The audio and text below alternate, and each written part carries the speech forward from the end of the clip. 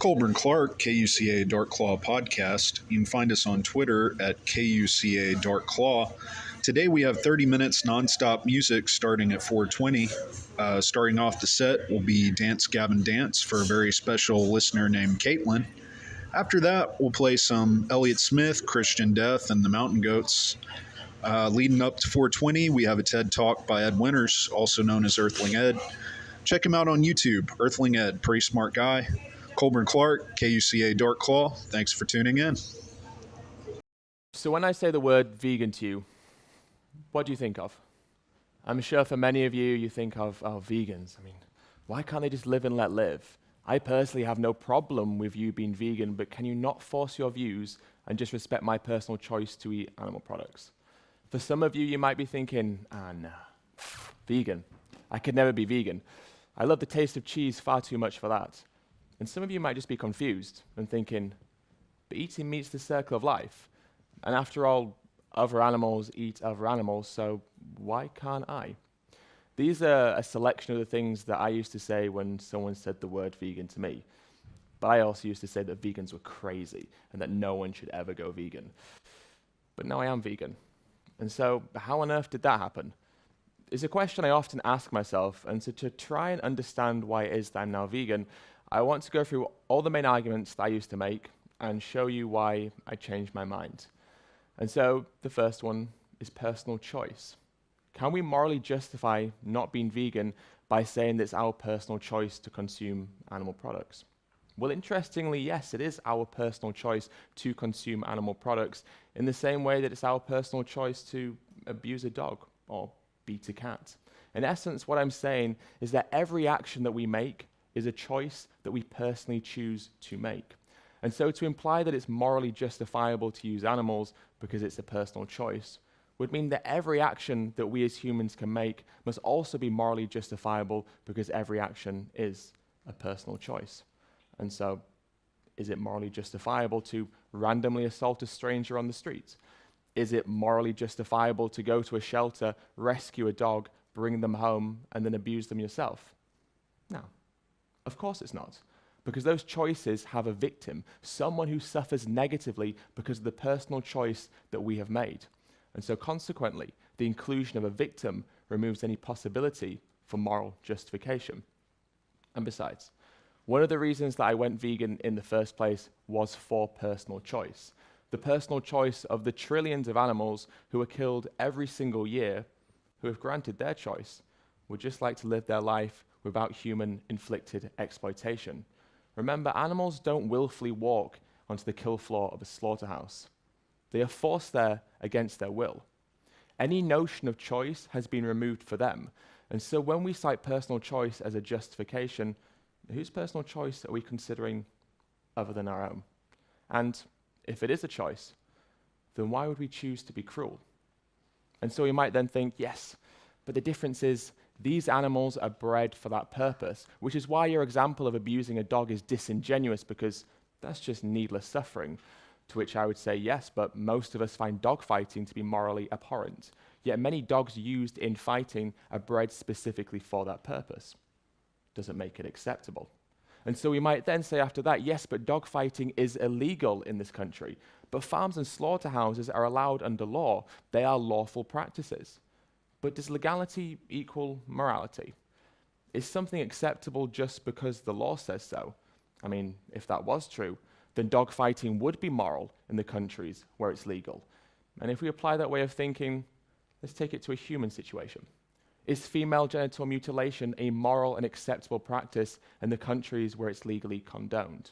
And let's take this argument and this line of thinking and apply it to the culture and tradition excuse as well.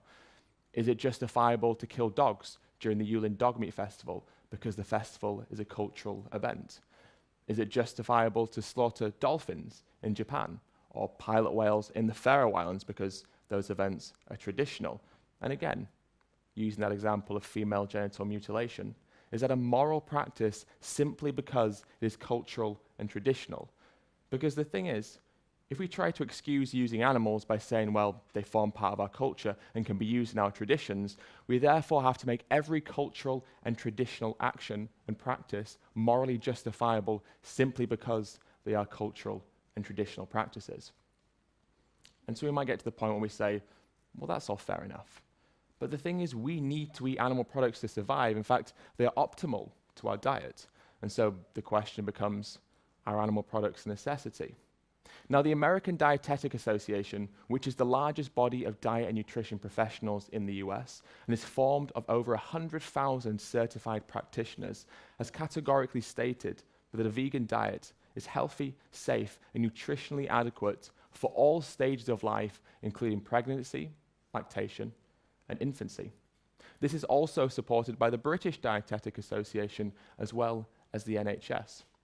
Furthermore, there is extensive and conclusive research and evidence that links our consumption of animal products to some of our leading diseases and illnesses, including heart disease, certain forms of cancer, type 2 diabetes, strokes.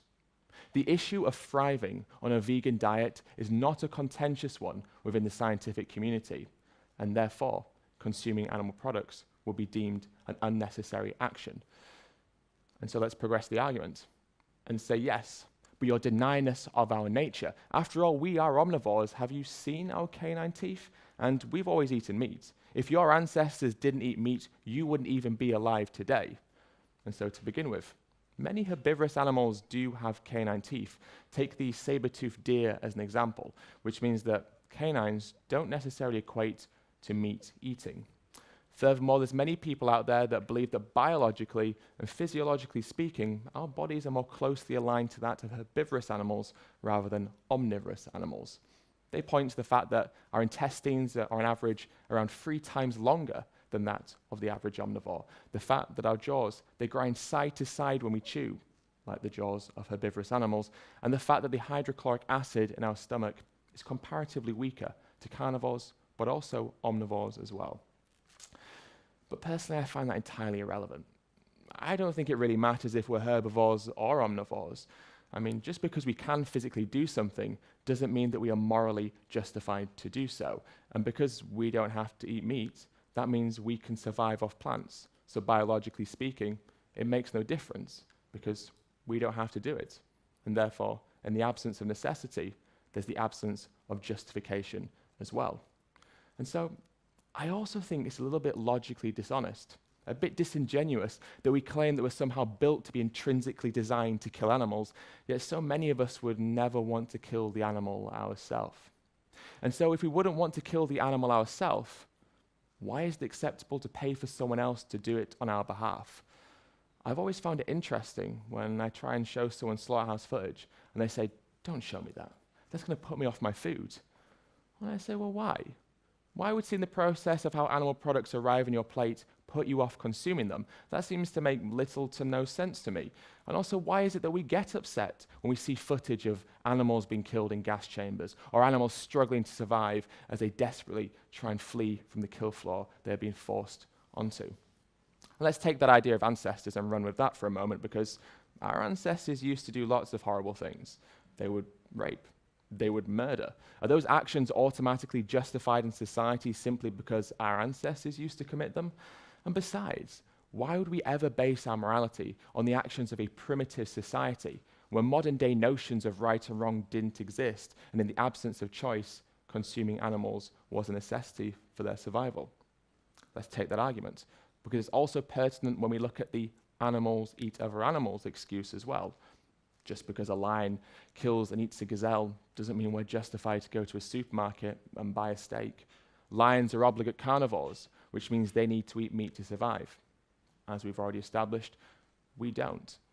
And like before, why would we ever base our morality on the actions of wild animals who are consistently documented as doing things that we would never deem acceptable within our own country, or indeed within our own society in general?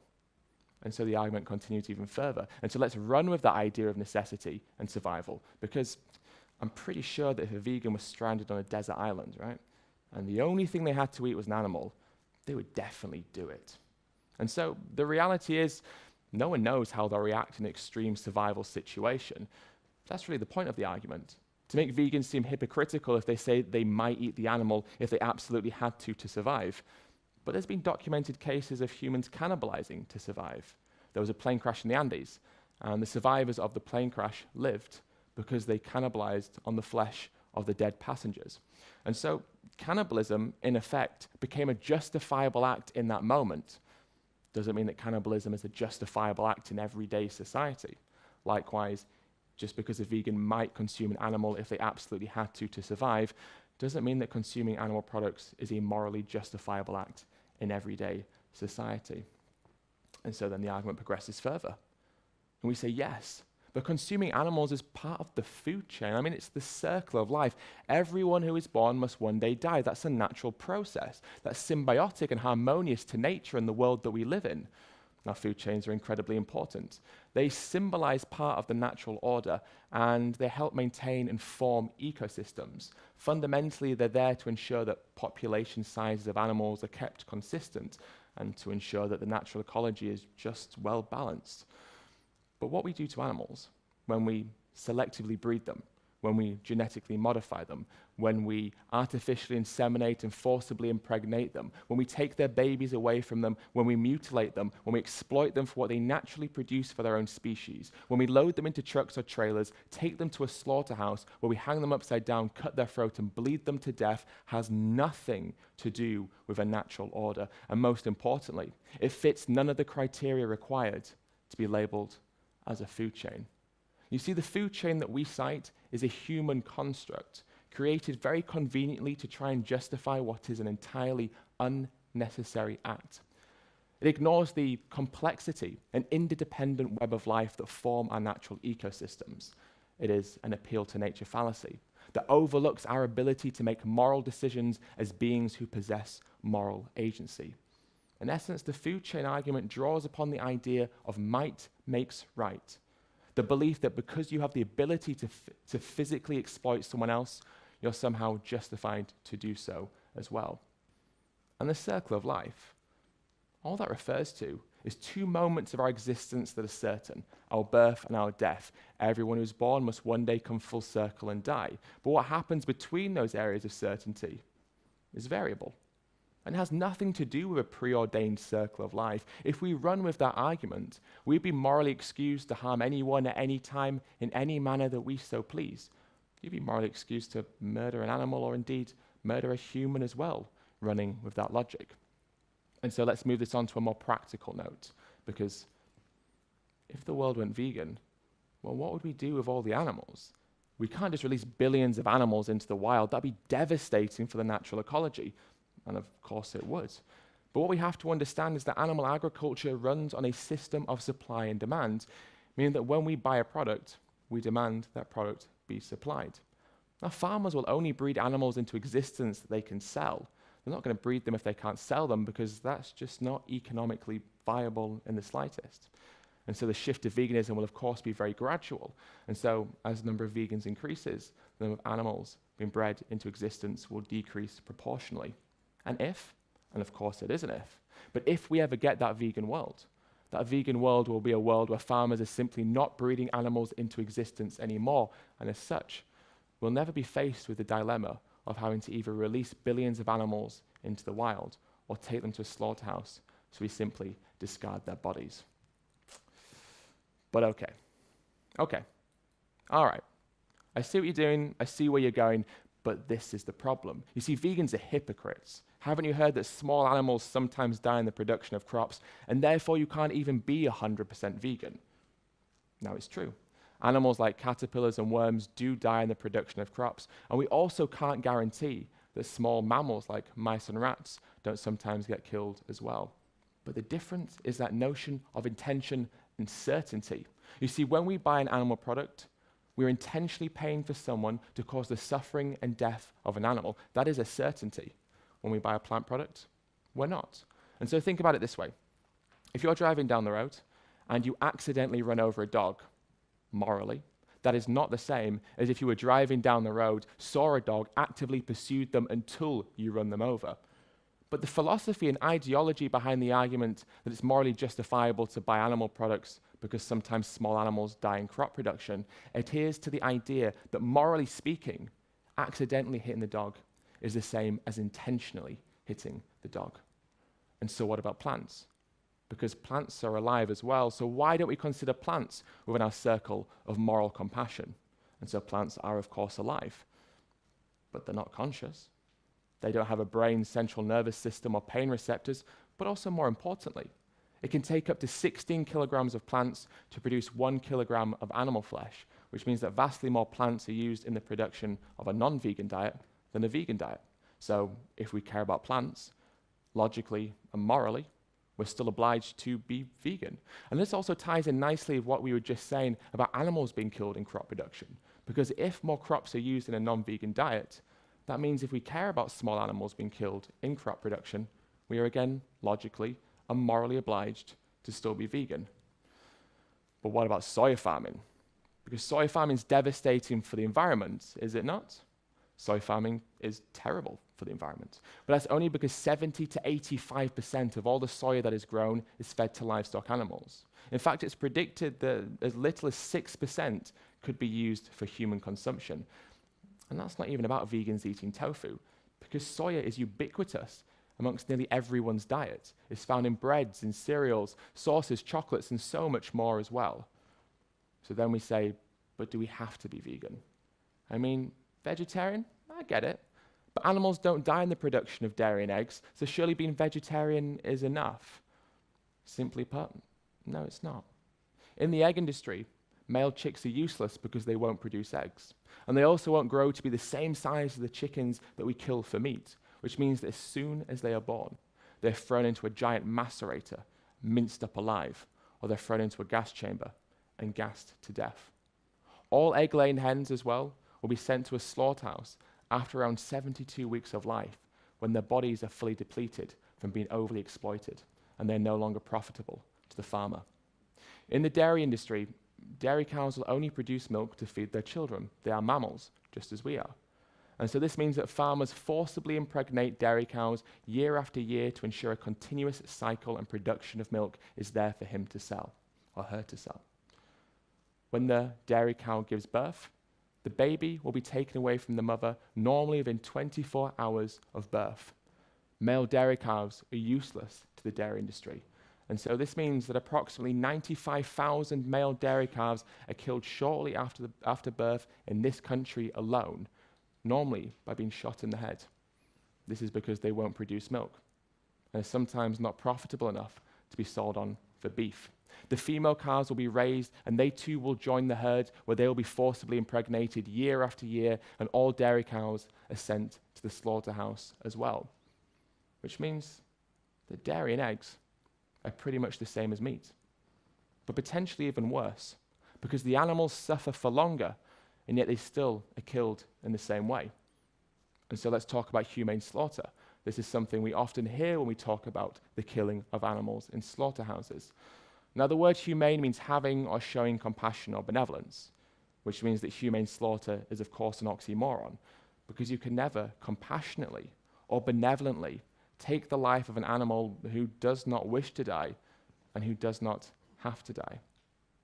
And so that brings us on to our final excuse: taste. And so I want to leave you with a couple of questions. What has higher value, taste or life? Do we require more than sensory pleasure alone to morally justify an action? Remember that a meal to us lasts only a matter of minutes, but that meal has cost an animal their entire life. We take their life for a moment that is fleeting, a meal that we forget about almost as soon as we have consumed it. I used to think that vegans force their views. I said this regularly. But one day I realized that nothing can ever be as forceful as taking the life of someone who does not wish to die, taking the life of an animal who does not wish to die. And so in the end, that's why I became vegan, because when put into perspective, my arguments held no veracity, no credibility, no validity. Fundamentally, I called myself an animal lover, yet I paid for animals to suffer and die on my behalf. Through all of the excuses I used to make, I realized that my values contradicted my actions, and deep down, I could find no real justification. Thank you so much for listening.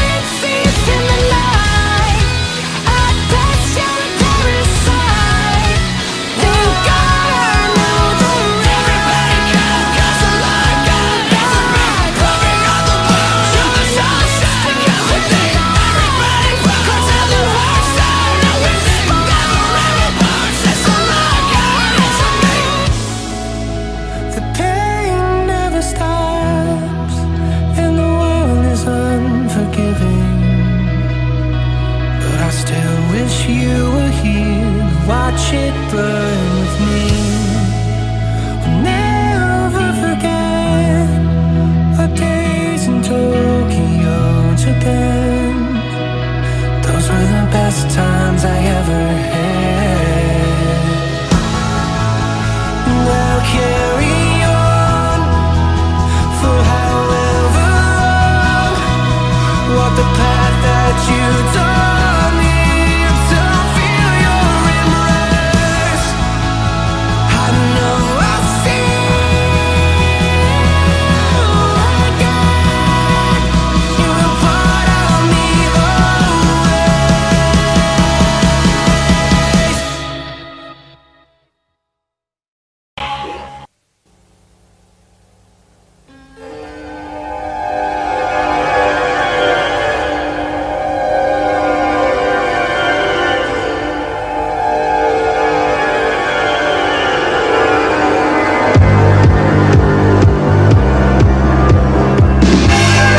This is a story, a very special story. It's about Brian Jones, one of the Rolling Stones.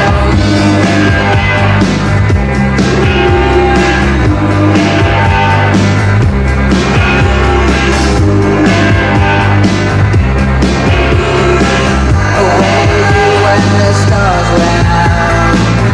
Where were you when they started to shout?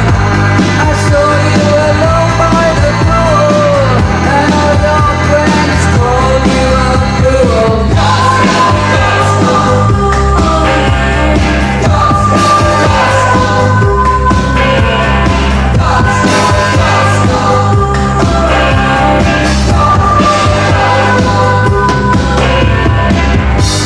And you were so beautiful, you were so very special. I wish I was with you now. I wish I could say you somehow.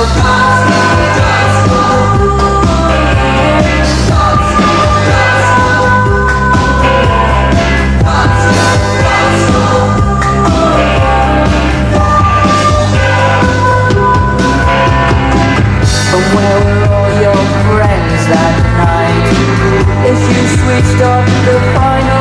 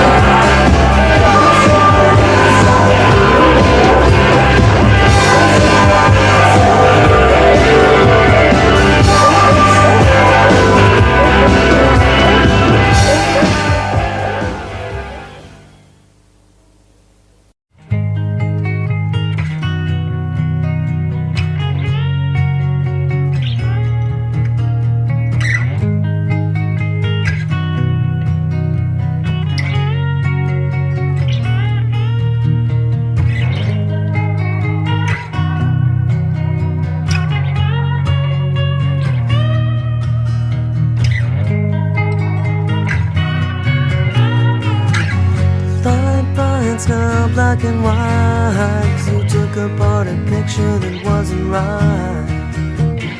Pitch burning on a shining sheet, the only maker that you wanna meet. A dying man in a living room, whose shadow paces the floor. He'll take you out in the open door. This is not my life, it's just a fond farewell to a friend. It's not what I'm like, it's just a fond farewell to a friend. I couldn't get things right, a fond farewell to a friend.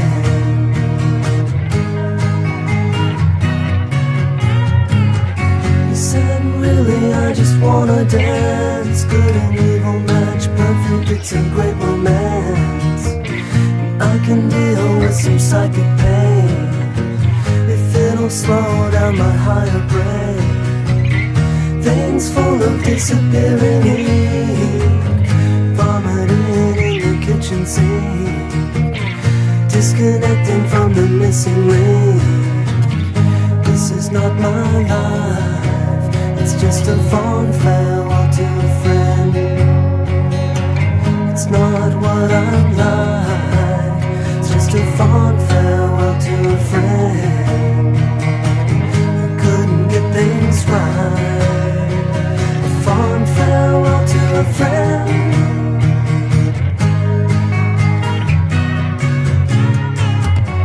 I see you're leaving me and taking up with the enemy, the cold comfort of the in-between, a little less than a human being, a little less than a happy high, a little less than a suicide.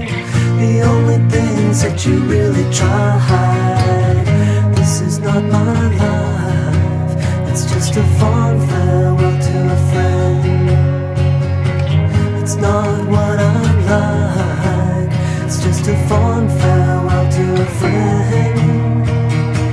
You couldn't get things right, a fond farewell to a friend. This is not my life, it's just a fond farewell to a friend.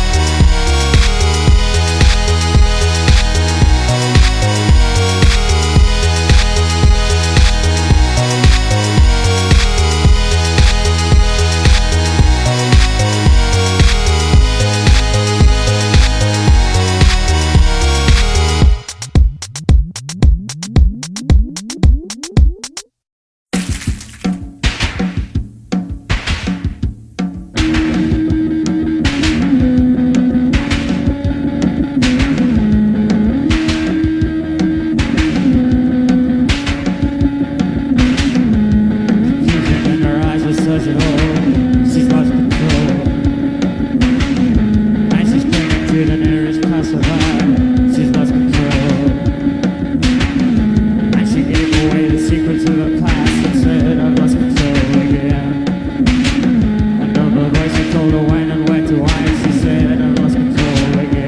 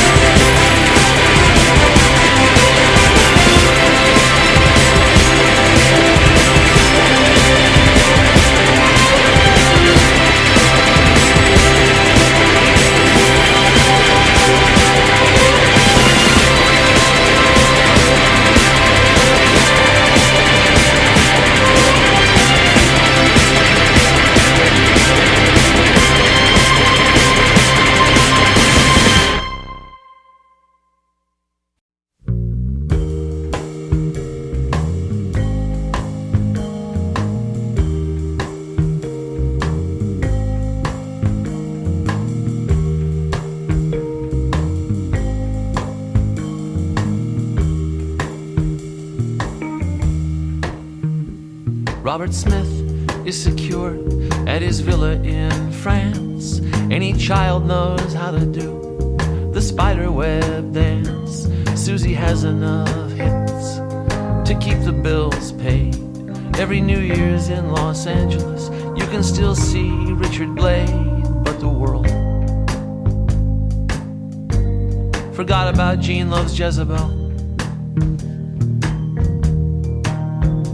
Yeah, the world forgot about Gene Loves Jezebel.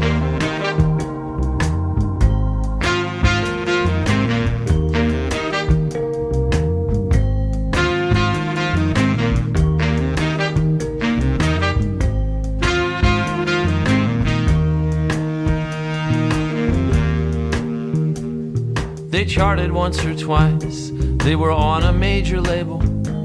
When the singer went solo, he left money on the table.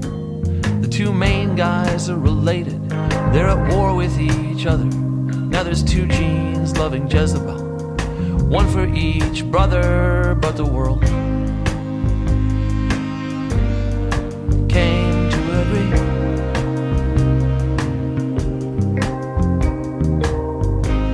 What you see is what you get,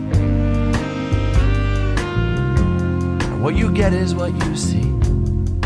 Whether you're the March Violets or the Bolshoi bands who had to leave the darkness for the sun.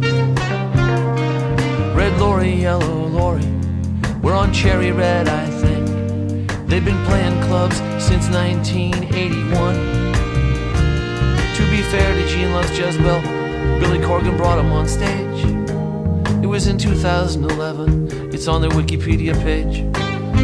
But for the most part, however big that chorused bass may throb, you and me and all of us are gonna have to find a job, because the world will never know or understand